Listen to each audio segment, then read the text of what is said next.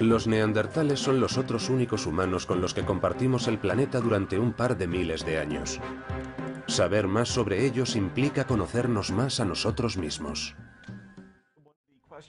Llevo mucho tiempo preguntándome por qué los humanos modernos lograron propagarse y, por uno u otro mecanismo, convertirse en la única forma de biología humana.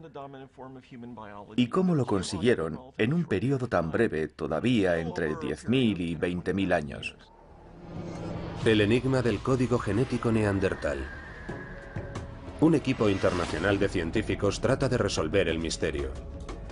Investigadores del Instituto Max Planck de Antropología Evolutiva de Leipzig, en Alemania, han sido los primeros en decodificar el genoma de un ser humano extinto. Para el genetista sueco Svante Paavo, el sueño de toda una vida se ha hecho realidad.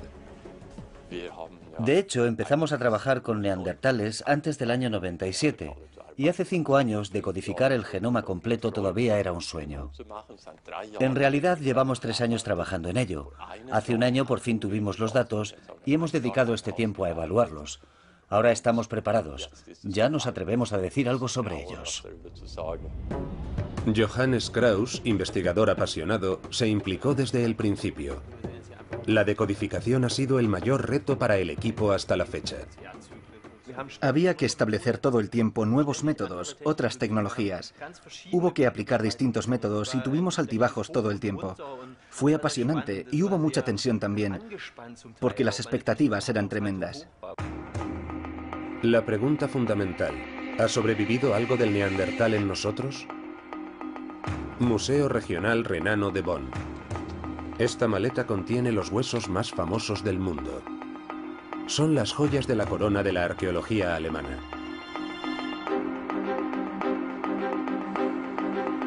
Ralf Schmitz es el conservador de este tesoro, el primer neandertal encontrado que daría nombre a toda una especie humana.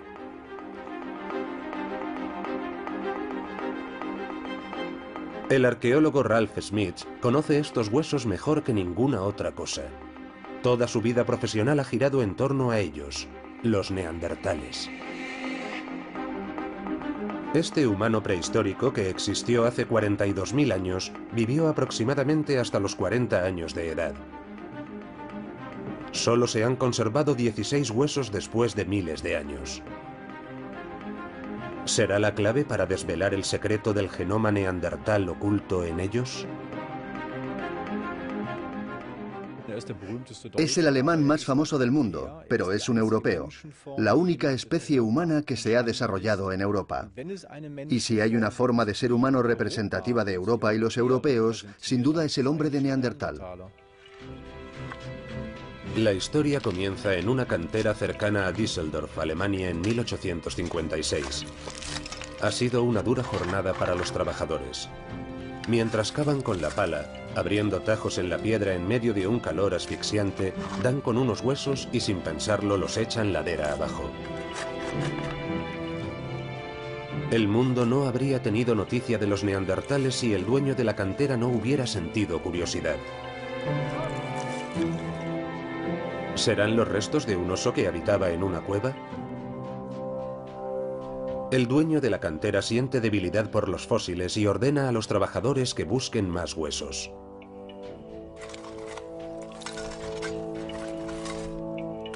Un cráneo jamás visto por la humanidad sale a la luz. Es extraño. ¿Qué puede significar? El lugar donde aparecen estos huesos está en Neandertal, un idílico paraje junto al río Diessel, cerca de Mettmann. Hasta mediados del siglo XIX, Neandertal era un paraje natural intacto muy bello, con escarpadas paredes calizas de hasta 50 metros de altura, descollando sobre el río Düssel. Este angosto y bucólico desfiladero primero se llamó Gesteins y más adelante Neandertal en honor a Neander, compositor de himnos. El valle de Neander hace 200 años, cuando aún era territorio virgen. En una de estas cuevas, el neandertal fue probablemente depositado por su tribu para su eterno descanso. Los humanos prehistóricos encontraron refugio en el estrecho valle flanqueado por imponentes y majestuosos acantilados por el que fluía el Düssel, exactamente igual que hoy. 40.000 años después. Un paraje idílico que inspiró a pintores y poetas. Hoy sería una reserva natural.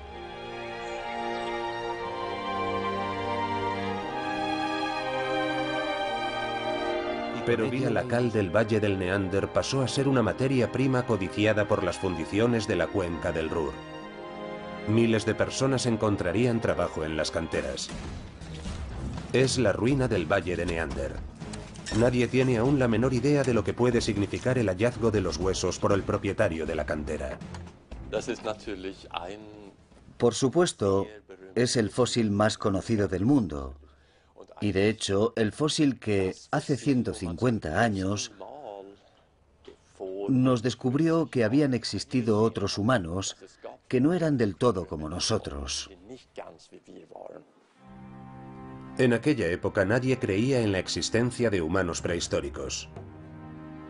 Únicamente Johann Fuhlrott, un profesor, comprende enseguida que los huesos pertenecen a un humano de la Edad de Piedra. ¿Existieron realmente los neandertales? La élite científica sostiene un enconado debate al respecto. El principal detractor de esta teoría es el médico más reputado de su época, Rudolf Virchow, de Berlín, fundador de la patología. Tras un examen exhaustivo de los huesos, llega a una conclusión que tendrá graves consecuencias. Pertenecen a un humano moderno que estaba enfermo y había quedado terriblemente deformado. Los huesos de un hombre enfermo, como lo describió Virchow, son el origen de esa idea estereotipada del neandertal estúpido que ha durado hasta nuestros días. Es una imagen muy arraigada. La postura encorvada, la mirada inexpresiva, el palo en la mano. Sin duda es un retrato distorsionado. 40.000 años después ha calado la difamación. El neandertal es un salvaje peludo, más simio que humano, brutal y estúpido, un tonto de la Edad de Piedra, inferior a nosotros en todos los sentidos.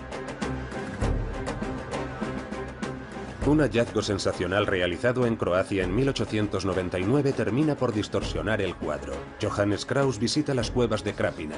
En ninguna parte se han encontrado más huesos de neandertal que aquí. En el yacimiento de Krapina, lo que creemos ahora, por lo que sabemos, hay entre 75 y 80 individuos. Eso si nos basamos en los restos dentales. Si es en el estudio de los postcraneales, la información podría variar un poco. El hallazgo de Krapina da paso a una terrible sospecha. ¿Solo se alimentaban de la caza los neandertales que vivían aquí? Marcas descubiertas en los huesos apuntan a una truculenta práctica. Hay quien sostiene que hubo canibalismo, que esta acumulación de restos se debe a que aquí se practicaba el canibalismo. Los motivos de la conducta caníbal no los conocemos. Podrían ser rituales, el hambre.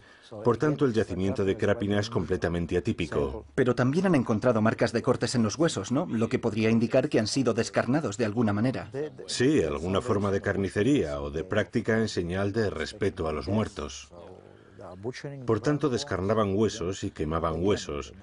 Pero si la idea del canibalismo está tan asociada al yacimiento de Krapina, es debido a la fragmentación, a la abundancia de huesos partidos, rotos o fragmentados. En su despacho del Museo de Historia Natural de Croacia, en Zagreb, Radovčík muestra a sus colegas alemanes las pruebas cuidadosamente guardadas. Una de las colecciones neandertales más importantes del mundo con cientos de huesos. Algunos han sido tan maltratados que solo puede haber una explicación, dice el investigador. En esta caja hay muchos restos, fragmentos de hueso, huesos longitudinales. Si tomamos este, por ejemplo, hay quien afirma que esto es un ejemplo claro de escisión para extraer la médula.